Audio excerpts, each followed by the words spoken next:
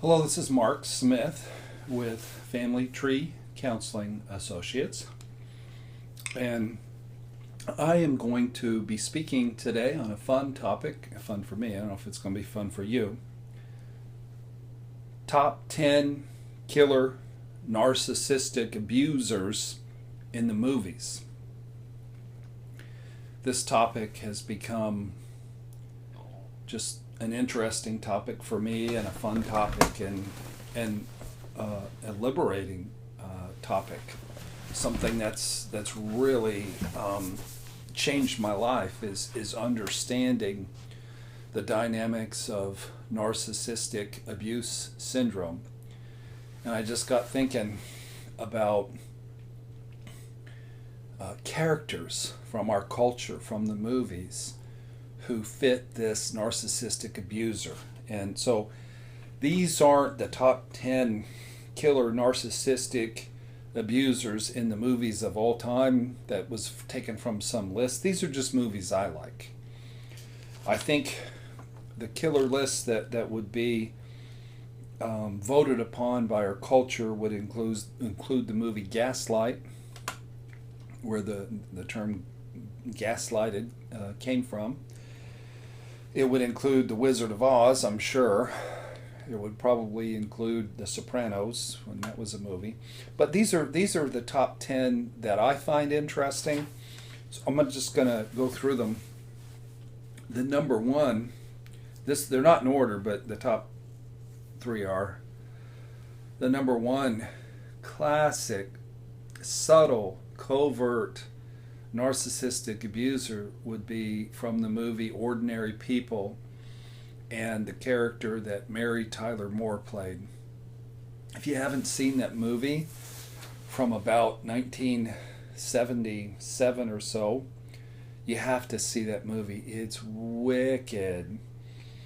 Mary Tyler Moore plays this character where she's this middle-aged golf club appearances, cold, non-nurturing mother.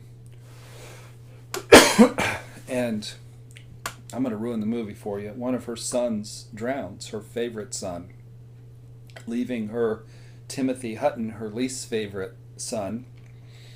And Mary Tyler Moore, she just exudes ice and harshness. She won an Academy Award for this role, and it won Best Picture.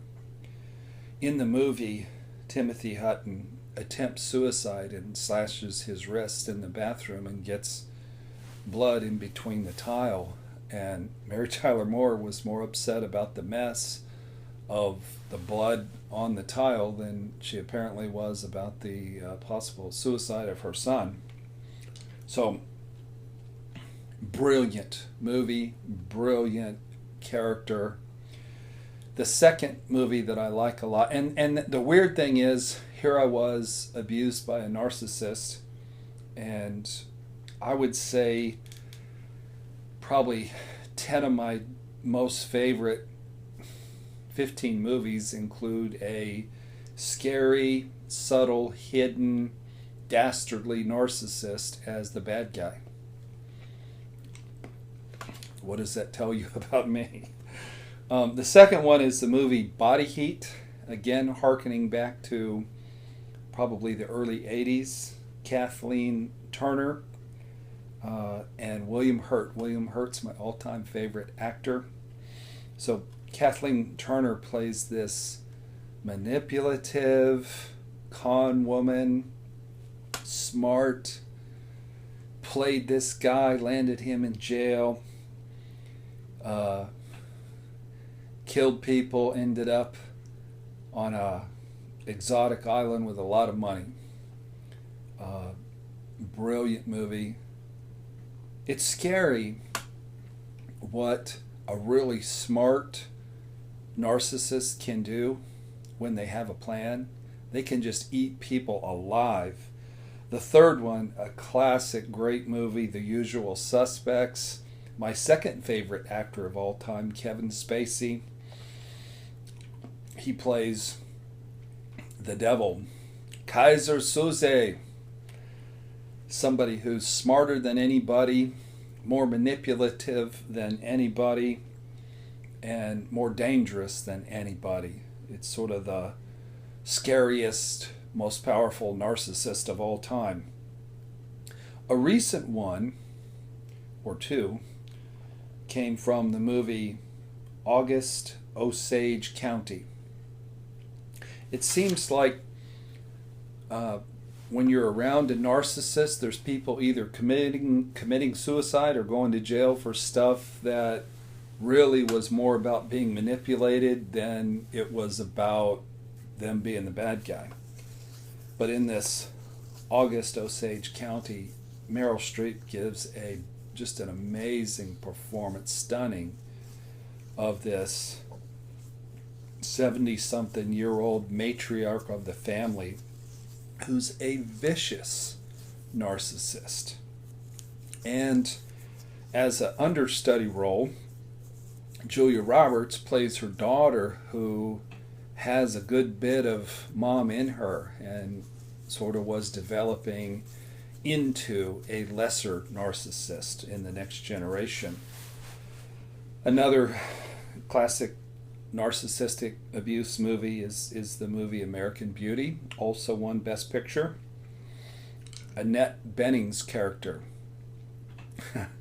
She's listening to these motivational tapes and getting inspiration to become basically a better narcissist. A lot of the self-help tapes that want to make you more successful, basically what they're trying to do is help you to be a better narcissist, help you to be more effective as a narcissist. And she was looking in the mirror and just saying, "I'm not a loser, I'm a winner." And you can just feel the insecurity and the desperation. It was really wicked. A fantastic, scary, suspenseful character in Pacific Heights. A stone cold, calculating narcissist played by Michael Keaton shows up in those beautiful Victorian looking homes in San Francisco, and he just ate these people's lunch. He just had so much entitlement and rage, and just a monster. You build your house out into a couple of rental units, and you lease it to a monster. That movie is very suspenseful, very good. Probably the all-time great bad guy of Narcissist would be the character in Sleeping with the Enemy. The all-time great codependent character who's involved with a narcissist would be Julia Roberts in that movie, Sleeping with the Enemy. That guy was a full-blown psychopath. Here's a subtle one. Here's one that probably wouldn't make very many lists, and that's Dead Poet Society. In that movie, there are some sort of covert narcissists that they're not the scary, murdering, wicked type. They're the scariest kind of narcissists because they are socially approved of. So there's two huge covert narcissists that I see in this movie that ended up just being deadly people, and that is the character who played the actor who again committed suicide, who played Puck in the play. I forget his name, but his father wanted him to be a doctor, and his own narcissistic need to have his son being a doctor basically killed his son. he controlled him, he manipulated him, he bullied him, and basically said, you don't get a life, you have to live the life I've assigned for you. The second deadly, scary, controlling, under the radar character would be the headmaster at the school. He would whip the kids with the paddle. He would intimidate them. He would control them. Basically, the school became a dispenser of narcissistic power in that culture. You come, you hobnob, you pay the money, you toe the line, and you can fit into society and look good, but you having your own individuality and being a human being and using the gifts that you've been given, that's not an option. Here's a really wicked movie. If you haven't seen the movie Notes of a Scandal, starring Judith Dench and Cate Blanchett, and I don't know which one is the worst narcissist, probably Judith Dench in this movie. They play teachers at a high school, and Cate Blanchett is a narcissistic abuser in that she's a relationship addict and she has an affair with a student.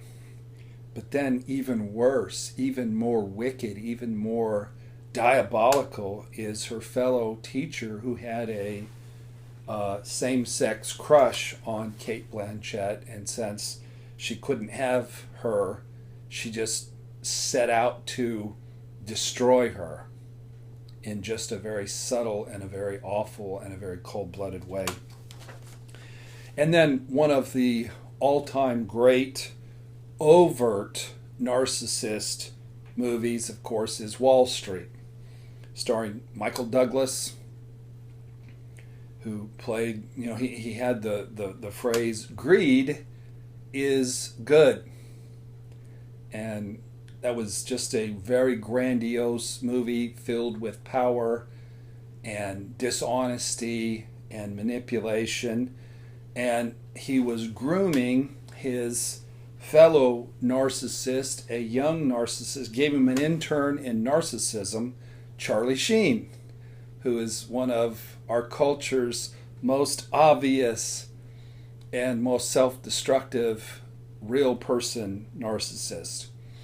So these are some movies that I've enjoyed that you can study the very scary, the very hurtful, the very damaging individuals that are out there in our society.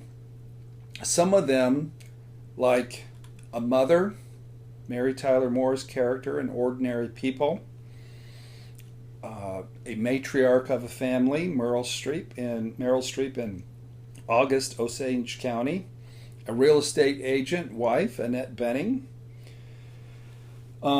the father of a kid going off to boarding school, and the headmaster at the school teachers at a high school. These are all everyday characters. They're not the over-the-top Kaiser Soze, Pacific Heights, sleeping with the enemy. Those are obvious sociopaths, psychopaths. But I guess the message I wanted to share today is be on the lookout in your life, because there are scary borderlines, narcissist, antisocial personality disorder people around you. And if you trust too much, they're going to eat your lunch. They're going to steal your lunch money. So I hope you've enjoyed this today. These are characters that are indelible on our culture, some of them, that have shown their cunning and their scary, hurtful, damaging selves in a way that we can study and learn their tactics so that we're not people that fall prey to these things. So thank you for watching. If you haven't visited our website, visit familytreecounseling.com. I've got 5 books, including a book on abandonment and one on shame. Working on one on narcissistic abuse. And subscribe to our YouTube channel, Family Tree Counseling, on YouTube. And also want to let you know I am available to have appointments on Skype with anybody in the English-speaking world who has really good Wi-Fi. So thank you for watching today, and God bless.